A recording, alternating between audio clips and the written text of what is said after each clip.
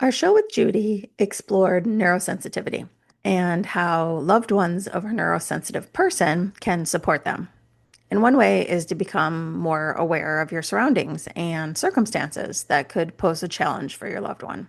So I know after recording the show, I started looking around and becoming more aware of how various environments are constructed. And sometimes a byproduct of being more aware is that you may end up taking action to adjust the environment to help your loved one navigate the world more comfortably.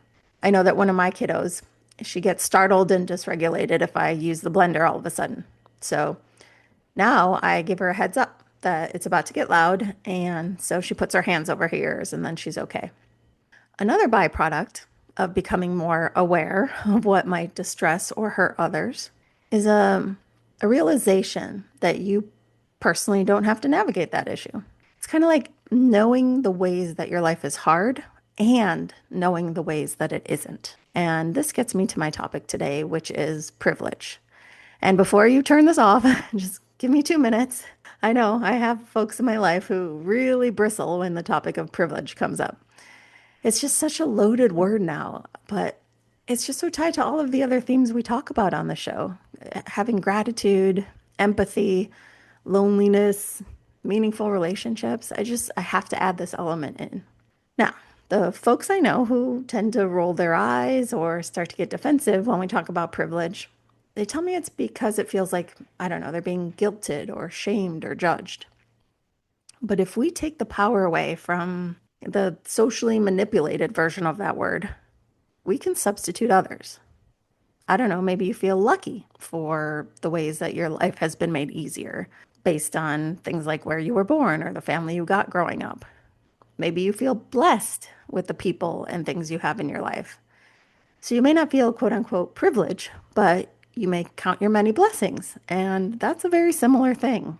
And the majority of people who are asking you to reflect on your blessings aren't doing it to make you feel bad about having them. They do it to bring awareness to the disparities that exist. And you're not invalidating your hardships if you acknowledge your blessings. You're just giving some attention to the good as well. I know if I spent a whole day cataloging my blessings, I'd get nothing else done. Let's see, I wake up in a safe bed. I have a bathroom and running water. I have options for what I eat for breakfast. I can call any number of loved ones on my phone and connect with them. I can do my work with internet. I can mostly walk around in my body with, I guess, just some middle-aged aches and pains to worry about. And this list is already obnoxious, and I've only been awake for 10 minutes. But my point is that a lot of us have a don't tell me what to do button, myself included, and it gets pushed. And so if the wrong kind of person tells you that you have power or privilege, it's hard to concede sometimes, even though it's true.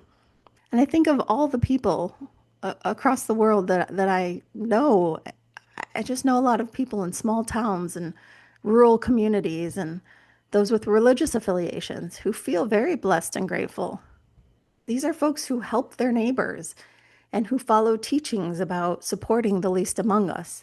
There are tens of millions of people all over the world who could be described as ready to give someone the shirt off their back. And if you're one of those people, but you bristle or feel defensive when someone talks about privilege, please know that you're already doing the thing that's being asked.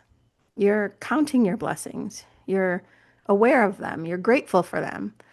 And you're looking for ways to support other people who don't have the same blessings you do. And in that way, we're all so much more alike, even though forces are trying to convince us otherwise.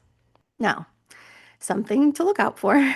So, guilt and shame are those annoying A-plus students in school who are waving their hands in the air saying, pick me, I got this, whenever your mind is trying to figure out a hard or defensive feeling. But being asked to acknowledge where in your life you may have more blessings than others, or more power, or more options, more safety, more opportunity, please don't let a defensive reaction to feeling forced into guilt or shame commandeer your brain. Please remember the intention behind acknowledging your blessings or privilege. If we move around the world, being more aware of the ways that the world can be difficult for others, it doesn't take our blessings away. It may enhance our gratitude for them. It may help us connect more with others. It may lead you to change the environment around someone you love to make it easier for them. And it might just align you more with the kind of person you believe yourself to be. All right, that's it for this deep dive. You can reach us at theunrelatingpodcast@gmail.com if you want to talk more about this or be a guest. We'd love to have you.